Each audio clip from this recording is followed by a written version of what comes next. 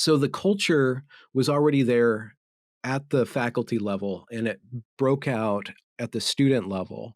And what you see in the protest, and I'll wrap it up and we can go on from here, was that the actual power structure, the authority of the president was completely non-existent because they were doing everything that he and all of the college taught them to do. And they were not equipped to put a lid on this or Hmm. to even help them articulate themselves better. And so all that footage went out on the internet, and Brett Weinstein went out on the internet and spoke about it too. And then I eventually said, okay, listen, internet, this isn't just about a bunch of crazy young people. Young people are crazy.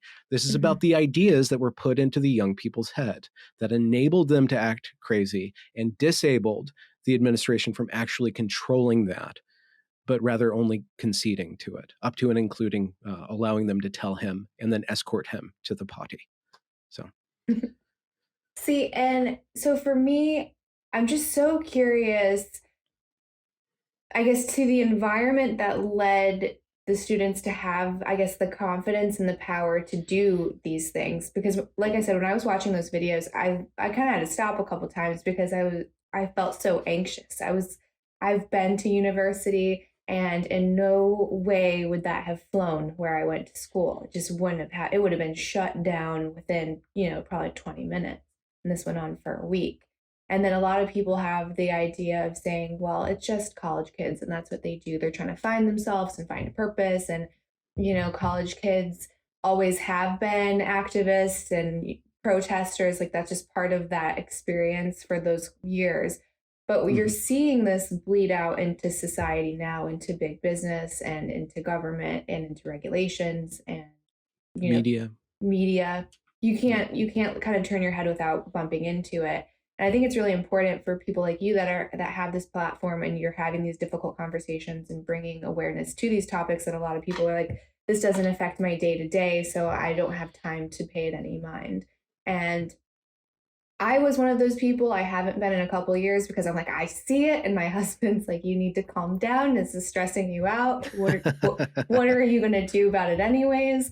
But we see these effects with raising our child, and trying to figure out what school he's going to go to and what's it going to be like for him to grow up. So I guess where I'm going with that is, how did we kind of create this new normal? Because it kind of is, right? Like you Hmm. see the Coca-Cola thing that went viral, what, like a month ago, Yeah, where it was like, be where less white people white. need to apologize. Yeah, be less white. Like you can't say that to any other group. Like, be less gay, be less Asian, be less black. You can't say that. So it shouldn't be okay in the Hmm. reverse, right? Um, and then where are we going wrong? Like, how do we correct course? I know it's a lot. Yeah, I that's don't a lot. know. That's really really big. I mean that's why I have hours and hours and hours of conversations with now hundreds of people, like talking through Hmm. this and talking about like different tiny little aspects of it. Right. Big thing is education. Big thing is you could probably look at the economics of this. You can look at kind of a theory of the managerial elite and how the people who really kind of control and steer our government and America at large are a class of unelected citizens that have all been programmed through universities. They all have university degrees.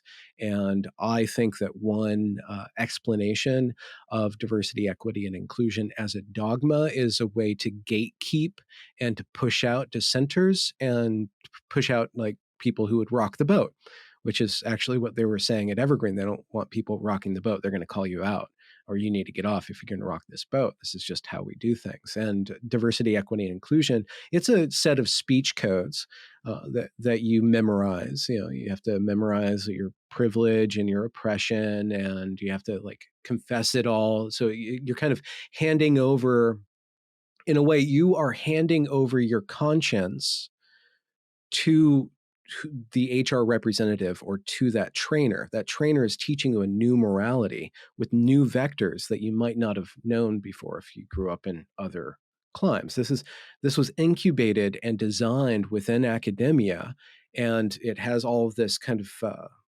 these ideas that have been laundered through all these papers, talking about it over and over and over again, all these rhetorical maneuvers. Robin DiAngelo herself perfected her rhetoric or her religion through giving seminar after seminar after seminar and seeing where people would resist her and figuring out all these tricks to put down that resistance, all these Mm. Kafka traps, which basically is she'll call you a racist and you're like, well, I'm not a racist, like, and she'll say, well, that proves that you're a racist. See, your denial of racism is proof of your racism and you're fragile about that. And the irony is that her entire network of thought is incredibly fragile to actual logical critical examination. And there's this wonderful writer, Jonathan Church, who's gone through, I don't have his book up now, but you can look up Jonathan Church. He's done a series of essays and articles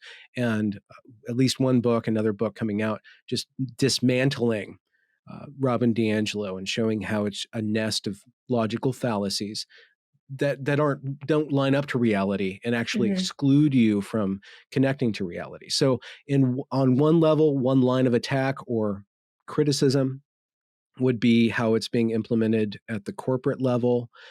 Then another question is how is it being implemented virally through social media, through public pressure, through peer groups. And you can go through and you can look at all these different small collectives of individuals, from knitting communities to the atheist community, to all these different communities.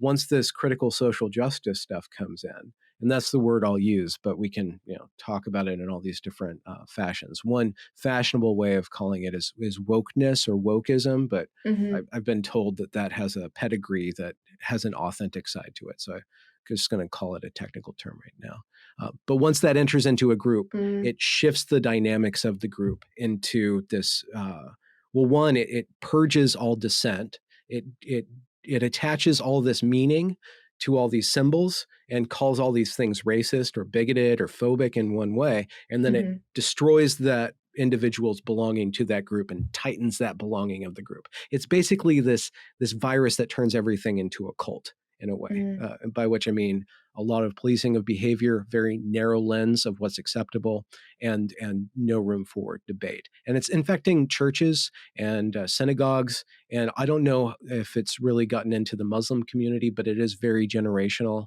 And so there's one way of it traveling through the Gen X and the Boomer mind, which it Mhm. is, and then there's Mhm. another way in which it's traveling through the Gen Z and the Millennial mind, which are more speeded up because of their access to social media. And then there's the whole education question.